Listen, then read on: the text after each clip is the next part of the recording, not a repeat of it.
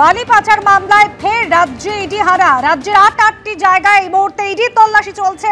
একাধিক ব্যবসায়ীর বাড়িতে কেন্দ্রীয় তদন্তকারী আধিকারিকদের অভিযান।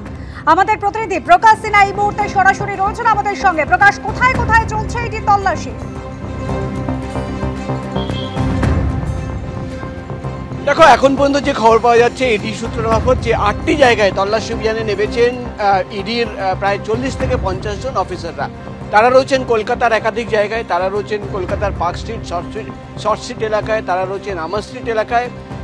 এছাড়াও কলকাতার ছাড়াও যেটা ইডি সূত্রের খবর, ঝাড়গ্রাম এবং মুর্শিদাবাদ এই দুটি জেলায় কিন্তু পৌঁছে গেছেন ইডি আধিকারিকরা। তোমার মনে থাকবে বালি পাচার মামলায় প্রথম দিন যেদিন তল্লাশি অভিযান চালানো হয় সেদিন ২২টি জায়গায় তল্লাশি অভিযান চালানো হয়েছিল এবং একাধিক তথ্য সেখান থেকে পাওয়া গেছিল।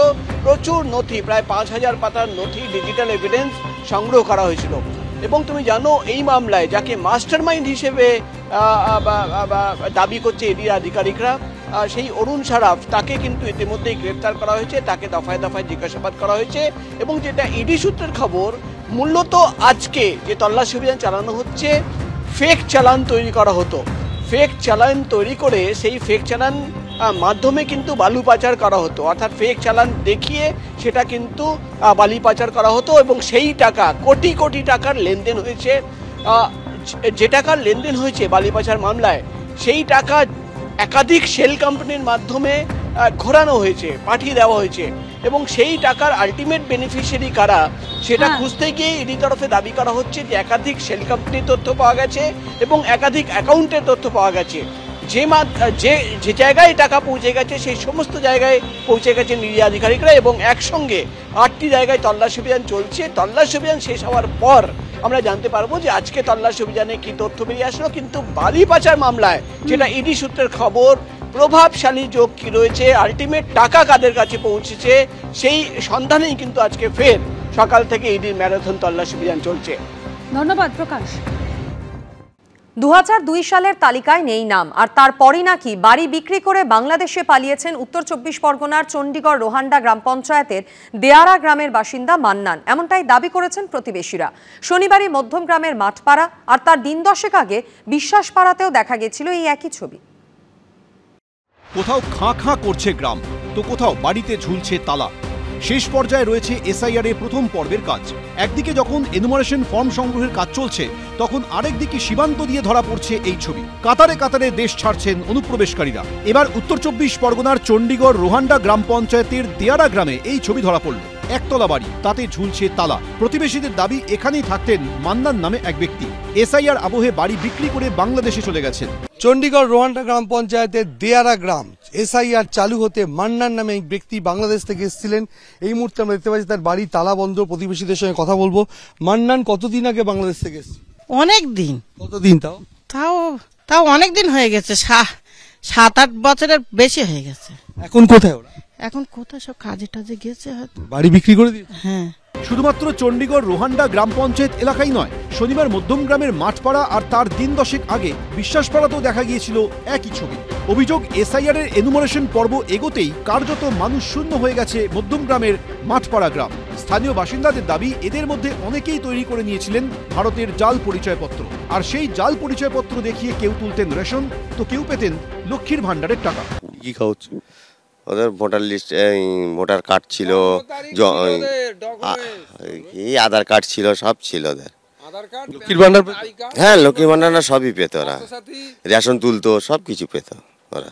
মাঠপাড়া থেকে মাত্র ২ কিলোমিটার দূরে বিশ্বাসপাড়াতেও ধরা পড়ে একই ছবি। এ নিয়ে চলছে রাজনৈতিক চাপানোতোড়। জলের পোকা জলে যায়, আমার স্লেট শুকিয়ে যায়। যত পোকা বাইরে চলে যায় তত ভালো।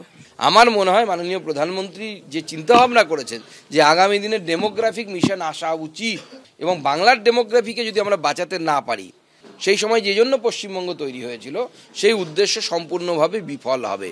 বাংলাদেশের লোক চলে গেছে, এর আগেও আমি এক জায়গায় শুনেছিলাম, কিন্তু তারা পরে শোনা গেল তারা সুন্দরবনের লোক, তারা সেখানে চলে গেছে। তবে আমার এইভাবে জানা নেই যে বাংলাদেশের লোক কেউ একটা বিক্ষিপ্তভাবে কেউ বাড়ি করতে পারে, কিন্তু কোনো ডকুমেন্টেশন না থাকে যা ব্যবস্থা তাই হবে। গত কয়েকদিনে মধ্যমগ্রাম থেকে মাত্র ২০ মিনিটের দূরত্বে বিরাটি, বিশরপাড়া সহ বিস্তীর্ণ অঞ্চলে গৃহ সহায়িকাদের কাজ ছাড়ার হিড়িক ছিল নজরে পড়ার মতো। সমীরণ পাল, দীপক ঘোষ, এবিপি আনন্দ, উত্তর ২৪ পরগনা। প্রায় 10 বছর আগে বাংলাদেশের পাসপোর্ট নিয়ে ভারতে ঢুকে একেবারে এদেশেরই পাকা বাসিন্দা, ভোটার তালিকায় নাম তোলা থেকে শুরু করে স্বরূপনগরে জমি কিনে ফেলা কিছুই বাদ নেই। এমনকি এসআইআর এ এনিউমারেশন ফর্মও ফিল আপ করে ফেলেছেন। উত্তর 24 পরগনার বাংলাদেশ সীমান্ত লাগোয়া হাকিমপুরে ওপারের সাতক্ষীরার বাসিন্দা রেহানার কাণ্ড কারখানা দেখে তাজ্জব সবাই। বাংলাদেশের বাসিন্দা, রয়েছে বাংলাদেশের পাসপোর্ট, অথচ তারাই এখন ভারতের নাগরিক সেজে এদেশে বসবাস করছেন, এদেশের ভোটার হয়ে গেছেন, এখানে জমিও কিনে ফেলেছেন। এখানেই শেষ নয়, অভিযোগ ভারতের ভোটার তালিকায় নাম পাকা করতে এসআইআর এর এনুমারেশন ফর্ম পূরণ করে ফেলেছেন। এসআইআর আবহে এই ঘটনা সামনে আসার পর নতুন করে চাঞ্চল্য ছড়িয়েছে উত্তর 24 পরগনার স্বরূপনগরে বিঠারি হাকিমপুর গ্রাম পঞ্চায়েত এলাকায়। এই হলো সেই হাকিমপুর যেখানে এখন প্রতিদিনই অনুপ্রবেশকারীদের ফিরতি স্রোত দেখা যাচ্ছে। রেহানা খাতুন ও তার মেয়ে রজনী খাতুন দুজনই বাংলাদেশের সাতক্ষীরার বাসিন্দা। বাংলাদেশের পাসপোর্ট নিয়ে 2017 সালে মা মেয়ে ভারতে এসেছিলেন। 2022 সালে সেই পাসপোর্টের মেয়াদ ফুরিয়েছে, কিন্তু তারপরেও দুজনের কেউই আর বাংলাদেশে ফেরেননি। ভারতের ভোটার কার্ড তৈরির পর বর্তমানে এসআইআর এর এনুমারেশন ফর্ম পূরণ করে দিয়েছেন রেহানা খাতুন। এখানেই প্রশ্ন, ভারতের ভোটার লিস্টে তিনি নাম তুললেন কি করে? বিছারি হাকিমপুর গ্রাম পঞ্চায়েতের দহরকন্দা গ্রামের 86 নম্বর বুথের ভোটার আলতাফ সর্দার। সেই আলতাফ সর্দারকেই বাবা দেখিয়ে ভোটার কার্ড তৈরির অভিযোগ উঠেছে রেহানা খাতুনের বিরুদ্ধে। রেহানা খাতুনকে আপনি চেনেন? না, আমি চিনি না। আচ্ছা, আপনার বাবার নাম কি? আমার নাম আলতাফ সর্দার, কিন্তু উনি কিভাবে, কোথা থেকে কিভাবে জাল চক্রভাবে করলো আমি ঠিক বলতে পারছি না। আপনি বলছেন যে আপনার বাবার নাম ভাঙিয়ে উনি ডকুমেন্টস তৈরি করেছে? ডকুমেন্টস তৈরি করেছে, দুটোই বাংলাদেশি। আপনাদের সঙ্গে কোনো যোগাযোগ আছে? না, কোনো যোগাযোগ নেই। পাসপোর্টে ন্যাশনালিটির জায়গায় জলজল করছে বাংলাদেশি। সেই তিনি কিভাবে এসআইআর এ ফর্ম পূরণ করে ফেললেন? প্রশ্নের মুখে পড়ে সাফাই শোনা গেছে স্থানীয় বিএলওর গলায়। উনি আমার কাছে এসেছিলেন, ফর্মটা নিজে লিখে জমা দিয়েছে, এটা আমি নিয়েছি।